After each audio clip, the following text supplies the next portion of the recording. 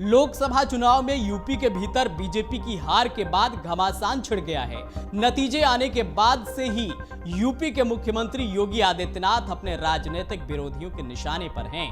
खास बात यह है कि ये राजनीतिक विरोधी भी कोई बाहरी नहीं है, बल्कि बीजेपी के अंदर के ही उनके साथी हैं।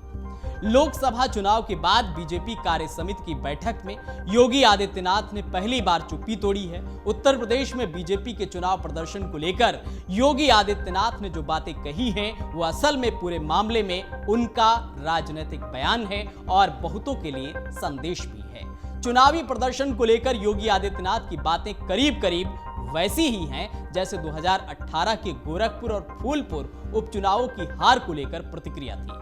तब की प्रतिक्रिया तो महज राजनीतिक प्रतिक्रिया भर लगी थी, लेकिन जिस लहजे में नई बात कही गई है, ऐसा लगता है जैसे योगी आदित्यनाथ मजबूती से बचाव के साथ साथ बीजेपी नेतृत्व को भी नहीं बख्शने के मूड में है। तब योगी आदित्यनाथ ने यह समझाने की कोशिश की थी कि सपा बसपा के साथ मिलकर चुनाव लड़ने को हल्के में ले लिया गया था, इसलिए बीजेपी चूक गई। तब तो ऐसा लगा था जैसे योगी आदित्यनाथ अपने बारे में कह रहे हों, लेकिन इस बार ऐसा बिल्कुल नहीं लगता। वैसे कहने वाले तो यही कहते हैं कि 2024 में भी योगी आदित्यनाथ उम्मीदवारों के चयन को लेकर वैसे ही खफा थे जैसे 2018 में।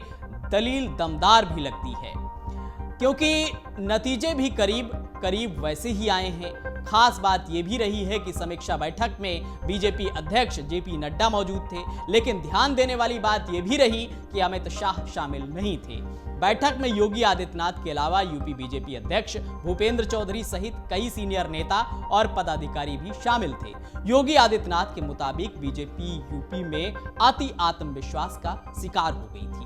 आखिर योगी ने किसके आत्मविश्वास को चुनौती दी है? क्या यूपी के मुख्यमंत्री योगी आदित्यनाथ बीजेपी नेतृत्व की तरफ इशारा कर रहे हैं? क्या वो 2004 में बीजेपी की हार की जिम्मेदारी इंडिया शाइनिंग जैसे ओवर कॉन्फिडेंस से भरे कैंपेन की तरफ इशारा कर रहे हैं? क्या अति आत्मविश्वास की बात बीजेपी के हालिया कैंपेन अब की बार 400 पार पर सवालिया निशान लगा रहे हैं?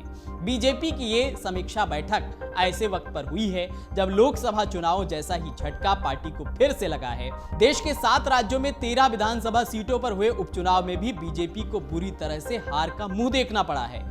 इन उपचुनावों में इंडिया गठबंधन को 10 सीटों पर जीत मिली है, जबकि बीजेपी को 2 सीटों से ही संतोष करना पड़ा है। बिहार में 1 सीट पर निर्दलीय उम्मीदवार की जीत हुई है और उससे भी महत्वपूर्ण बात यह है कि जल्दी ही उत्तर प्रदेश में भी 10 विधानसभा सीटों पर उपचुनाव होने वाले हैं। लोकसभा चुनाव 2024 में बीजेपी को सबसे ज्यादा निराश यूपी में ही होना पड़ा है, जहां उसकी सीटें 2019 में भी मिली 62 से घटकर इस बार सीधे 33 हो गई हैं और बीजेपी के 240 सीटों पर सिमट जाने की सबसे बड़ी वजह भी यही बनी है।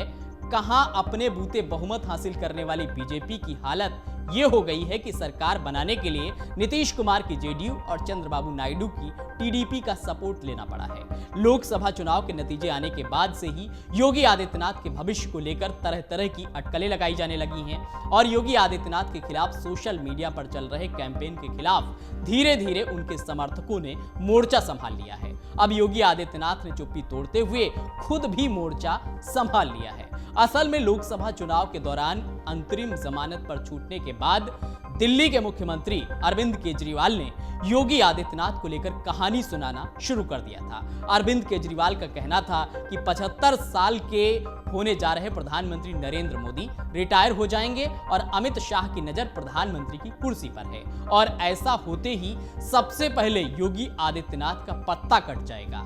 चुनाव के दौरान अरविंद केजरीवाल ने जो शक पैदा करने की कोशिश की थी, नतीजों की वजह से यूं ही गहराने लगा है और अटकलों को हवा दी जाने लगी थी।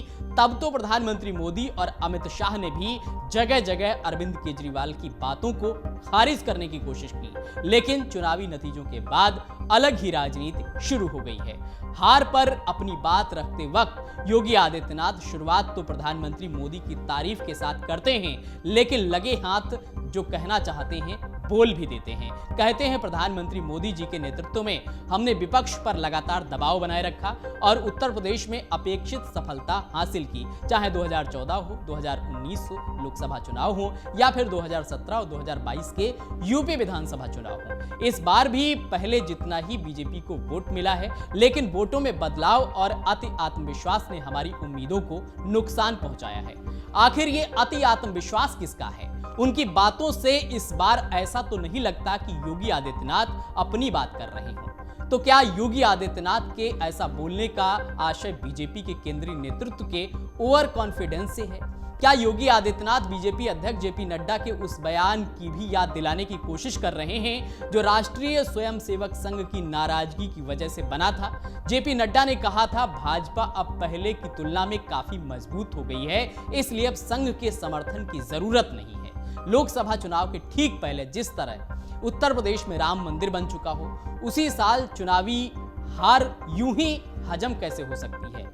हकीकत को कबूल तो करना ही पड़ता है। वैसे योगी आदित्यनाथ की बातें तो निशाने पर गहरी चोट करती प्रतीत हो रही हैं। कहां बीजेपी ने 2019 में अमेठी की ही तरह इस बार रायबरेली से भी राहुल गांधी को हराने का प्लान बनाया था, और कहां समाजवादी पार्टी के एक स्थानीय विधायक से अयोध्या भी गंवा बैठी। और अयोध्या ही क्यों, हारी हुई सीटों की सूची में ऐसी बहुत सी सीटें हैं जो बीजेपी का गढ़ मानी जाती रही हैं।